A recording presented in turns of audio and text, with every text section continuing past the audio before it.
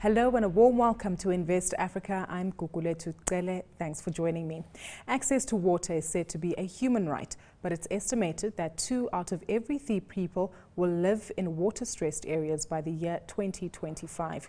In Africa alone, it is estimated that 25 out of 53 countries will experience severe water stress within the next 10 years. With global warming causing unpredictable weather patterns, water is said to become more precious than gold.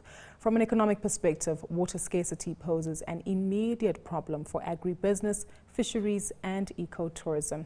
Time now for us to delve into this further to share their insights on the current water crisis that we are facing across the continent, and more importantly, what kind of capital needs to be implemented to help address this key issue. I'm joined in studio by Oyebola Farinde, CFA, Corporate Finance at AGH Capital, and in our Nairobi Bureau, Wangai Ndirangu, Principal Engineer at BE Associates in Nairobi. Gentlemen, thank you so much for joining us today. Wangai, I'd like to start off with you from an engineer's perspective, and maybe if you can give us some highlights as to what the key issues are and what the current situation is at the moment on the continent with regard to water scarcity. Thank you very much for having me in the studio. And of course, you all probably know that in the present World Economic Report, water scarcity was rated as the #1 risk to businesses. And water scarcity has 2 or 3 elements. The first is the physical scarcity, which has to do with limited availability, either in terms of aridity or unequal distribution of water resources. But the second and probably more important is the management and investment. And actually, most part of Africa suffer from the second crisis more. Of course, the first is also very important because Africa is only second to the Arab region in terms of water availability. The Arab region has about 500 cubic meters per person annually. The rest of Africa, about 1,000 cubic meters. But compared with the regions like in Latin America and Asia, with 2,000 and 4,000 cubic meters per person, you can understand the stress that we have. And the consequence then is that a lot of productive sectors that rely on water, from hydropower to agriculture to domestic usage, there's a bit of constraint. But having said that, it's important to note that the amount of water we are withdrawing, despite the scarcity, is very low compared to the rest of the world. Probably just about 5% of the available water resources is being used for agriculture, where other regions in the world already are way beyond in the 60 and 70% of the potential irrigable land. So I think the focus then should be on how to enhance investment and management decision to ensure that even the little that we have is well utilized. I'm glad you touched on the capital angle there, Wangai, because obviously that's where you come in, Oyebola. Maybe let's talk about before we go into the opportunity that might be presented by this water scarcity from a capital perspective, why it's taken us so long to actually prevent this problem before having to deal with it now. In other words, where are we falling short with regard to the allocation of capital in these kind of projects to address the water scarcity issue? Thank you very much, Gugu. In terms of how and where we're falling short, I think it takes us back to the issue of planning, and planning at a macro level. We need to look at the stance and the position of different countries and the leaders, and what strategies they have with respect to water investment. Yes, it's primarily the responsibility of government to put forward basic infrastructure, one of which water is. I mean, water, roads, electricity, those are basic things that should be the foundation and the basis for economic growth in all economies. So we need to look at the government and the stance that they've taken there and see how they've actually made the landscape quite acceptable for the private sector to come to play in. But we first of all need to be able to establish that it's the government's primary responsibility to make sure that there is enough investment for basic infrastructure. My colleague just said now that about 5% of cultivated land is what enjoys a bit of irrigation services. I think even much more tragic is the fact that only about 10% of the potential energy sources that we can have from hydro sources is what is utilized in Africa. And with the shortage of power and with the shortage of energy required for growth as well, it's also pretty sad that we're not utilizing even the water bodies to create enough energy and generating capacity on the continent.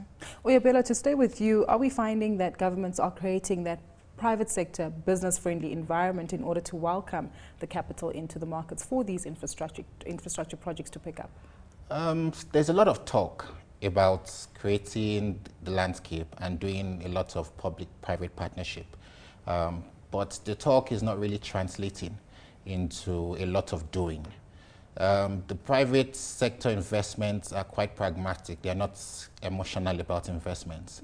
They would say to you that, yes, why take on the additional risk of investing in an infrastructure-based project where in the first place you might not be guaranteed of the cash flows from that project. Basic infrastructure is a bit tricky as well. It's the lack of roads or energy.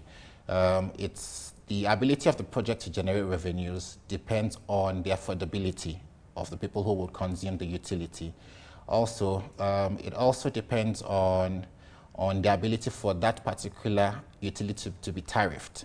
So if they can afford it and it can be tariffed effectively, then we have a scenario in which cash flows can be generated. And private sector investors are looking for cash flow. They want to see the money. The money is important. If there's not a track record, and luckily in some economies in Africa, there are quite good municipalities and good structures to show track records.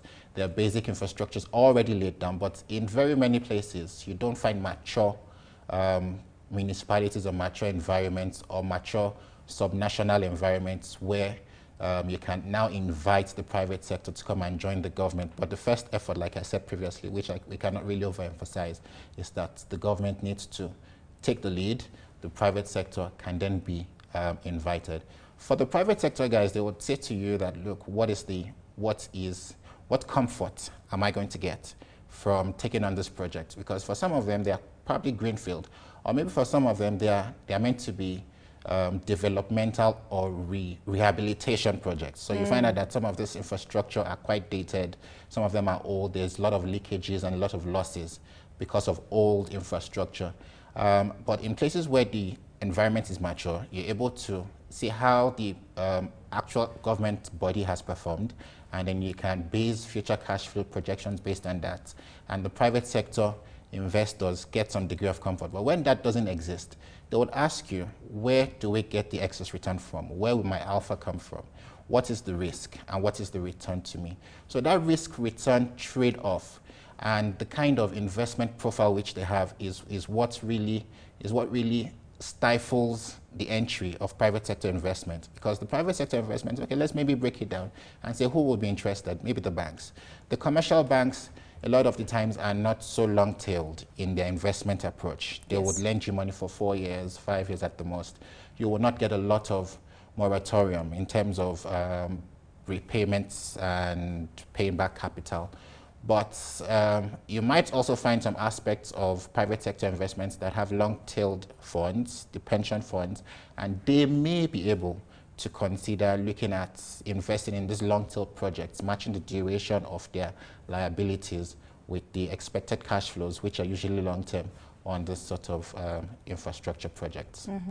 One guy, I'd like to come to you now to get your perspective. As you've heard Oyebola mention that it's difficult from a financier's perspective. Number one, you need the history to prove that there is something for those taking out their capital and investing it for them to gain. I want to pick your brain here on the engineering perspective of things. Then why not, is it possible perhaps then to provide some kind of incentive to the capitalists in the market to not only invest in one particular infrastructure structural project when it comes to water infrastructure, but the water facilities and other additional structural things that might have a ripple effect on the development of the economies that we are investing in.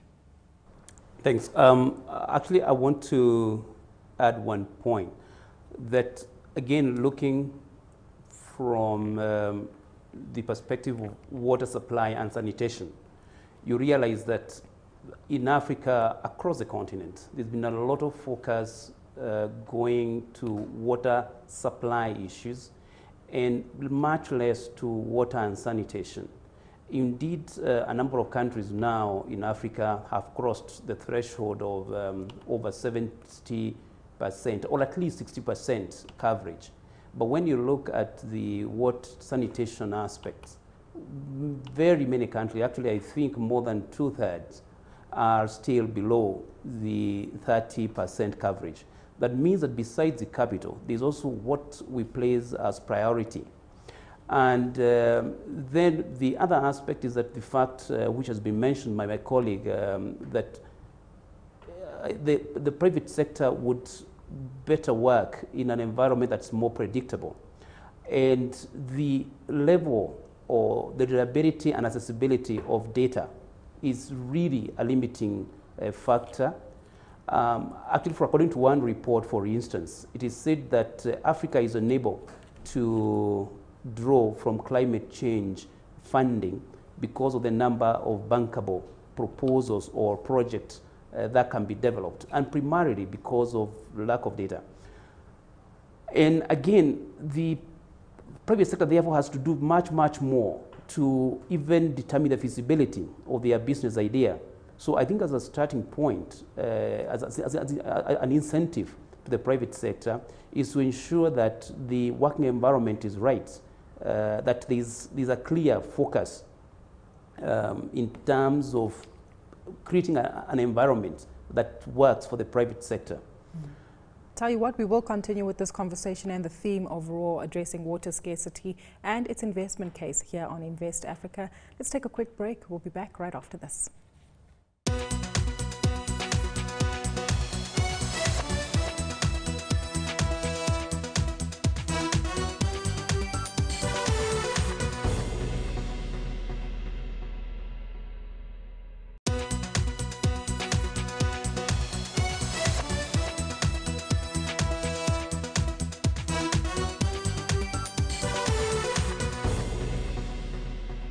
Welcome back to Invest Africa. Tonight we're looking at water and infrastructure development on the continent. Remember, you can tweet us on @CNBC Africa using the hashtag #InvestAfrica. Still with me are my guests, Oyebola Farinde, CFA Corporate Finance at AGH Capital, and Wangai Ndirangu, Principal Engineer at BE Associates. Let's pick up on the theme that was highlighted by Wangai just a moment ago, is that obviously governments need to do a lot more and there need to be incentives provided, and the private sector needs to play its hand here. Oyebola, you're obviously better positioned to give us more perspective as to, for the private sector, I'm sure it's not easy because when you deal with Africa, you're dealing with 54 states, each with their own regulatory issues. From your perspective, could there be more traction of capital flows to water infrastructure projects if there was more regional integration and a focus on the regionalization of these water infrastructure projects? Yes, Gugu. I do agree with you that there's potential for increased traction in developing water infrastructure, especially when there is collaboration, not just at the minutest level, not just at like a municipality level, but when you look at nationals now coming together and having a strategy and having some kind of plan to develop water channels or dams that will solve problems not only in the countries where they are, but also to solve countries' poverty, solve problems and poverty issues in countries around them. So it does, and we already have some form of projects like that already on the continent. The Lesotho Highlands Development Authority, yes, and the water channel there is an example of collaboration between two countries, and it's the installed capacity of the LHDA is enough to provide the electricity requirements of Lesotho. So the continent in that regard is moving forward, but you'll find out that the funding for even that kind of projects was driven mainly by multilateral development banks. It's a bit tough really to find private sector money coming into an infrastructure project that is as basic as water. Because when you price the risk and look at it, for people for the rich, you can increase tariffs. You know, I'm going back to tariffs, and because that leads to cash flows for me. But for the poor, you need to first of all convince them how do you meter? How do you do the metering? How do you how do you record their usage? How do you convince them to even pay? And when you start paying at all, when they start paying at all, how do you increase them that, okay, this is year 2, and we now have obligations not only for interest, but for interest and capital, so you need to pay a little more. So it's a bit challenging. Last year in the UK, Thames Water put out a proposal to embark upon a super sewer system, but in a way it's been kicked at. The private sector is also being invited to come to join, but the immediate implication is that from day one, the users of water, of the sewer system in the United Kingdom would have to start paying a lot more than they used to pay, because the private sector person would not, or institution would not say to you, give us 10 years or give us 4 years to build. Yeah. Yes, give us 4 years to build, and then after the 4 years, we will now start paying. It really can't work. It won't work for the private investor. But for the big multilateral firms, the World Bank actually does drive a lot of these projects, and they stand in the first place in front of a lot of these projects, such that they give it a lot of confidence.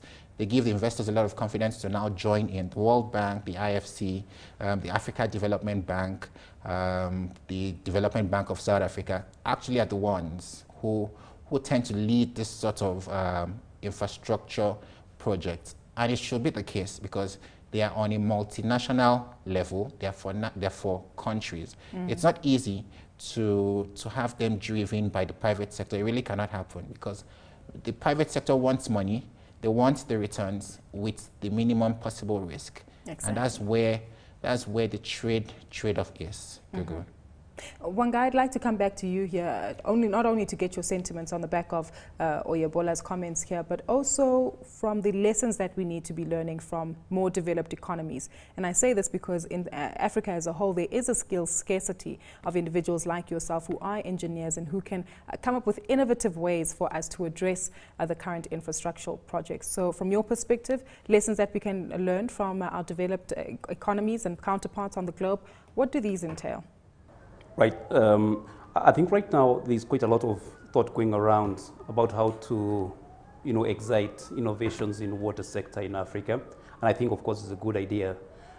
And what comes to me to mind is the fact that in the face of scarcity, some things become important, like how to recycle, for example, wastewater, and how to view waste as a resource.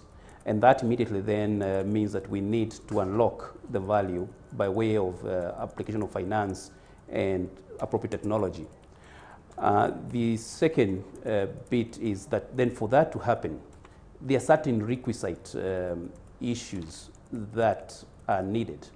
If I take, for instance, maybe Nairobi here, you find that the efficiency of transmission of water is still very low, probably losing about, I think, by the latest report, about 39.5% of all the water that's generated is lost during transmission. So that kind of a situation does not inspire or give confidence to a private sector player that there is value, or there is value in money, or at least the cost of water sales is transferred to the consumer, which makes the product more expensive, and therefore the volumes that we would want to buy then is lessened.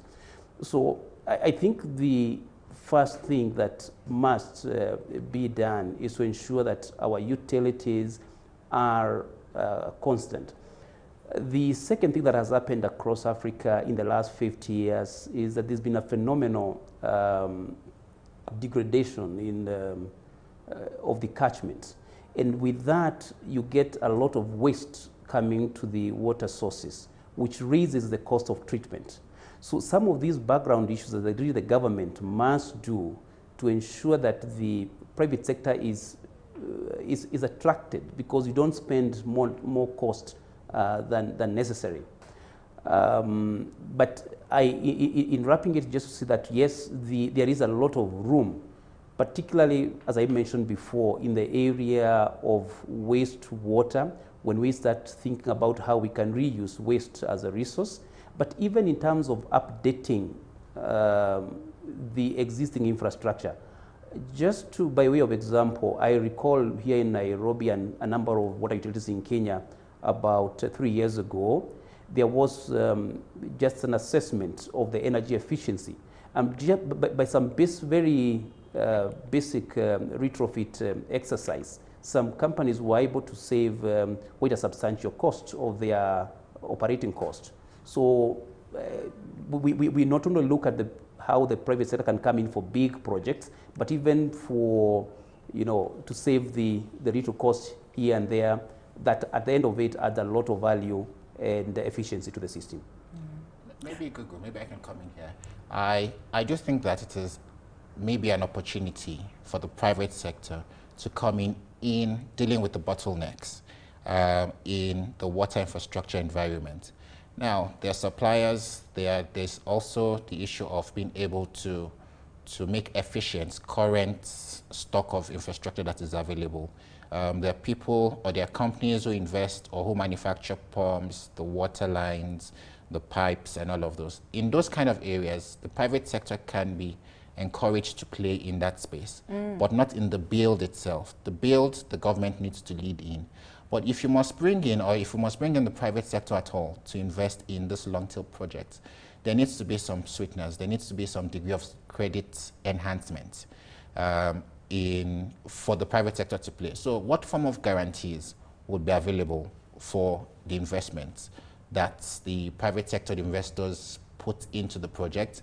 It's most likely will come at a national level. Sometimes you might have external guarantees from the development banks, from the multilateral development banks. We might also find instances in which we can actually ring-fence the cash flows, the revenues from those water projects away from the fiscus, such that it's not mixed up and the repayments to the loan providers are guaranteed. So the credit enhancement is really key for the private sector investor, and that's what gives him a large degree of comfort.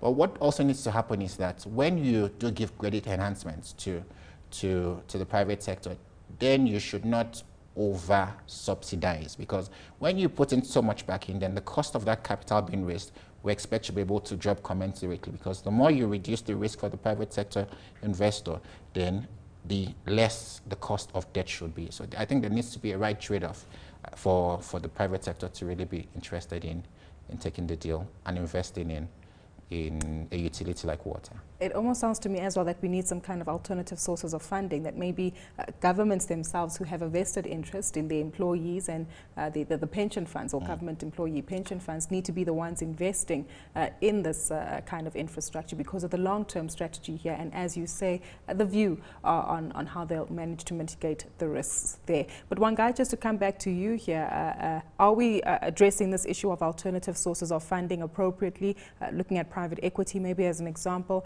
And more importantly, the man on the street at the end of the day is the one who's going to benefit or not benefit from this water usage. So should we be focusing on education as well from a consumer perspective, and the role of SMMEs from a municipal role?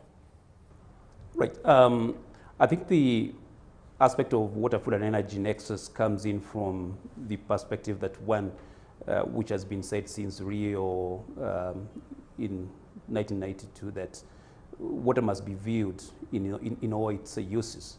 And I think when you look from the 1940s all the way up to perhaps 1980, a lot of, for example, storage facilities were developed just for hydropower. And then after that, the water was released down to the stream. Not a bad thing. But I think the point is that that investment can add more value if it's also viewed at the same time for increasing food efficiency and water supply. And there are a lot of unfortunately, I'm going to have to leave it exist. there for tonight because we have run out of time. But it does seem as though this is a conversation that can certainly go on for quite a lot more. We need more incentives for the private sector. The private sector also needs to activate and participate effectively. And maybe public-private partnerships are the way to go. Well, that's all we have time for tonight. A big thank you once more to my guests, Oyebola Farinde, CFA, Corporate Finance at AGH Capital, and Wangai Ndirangu, Principal Engineer at BE Associates. Please remember to send us your comments. The details are on your screen from myself and the Invest Africa team. It's goodbye for now.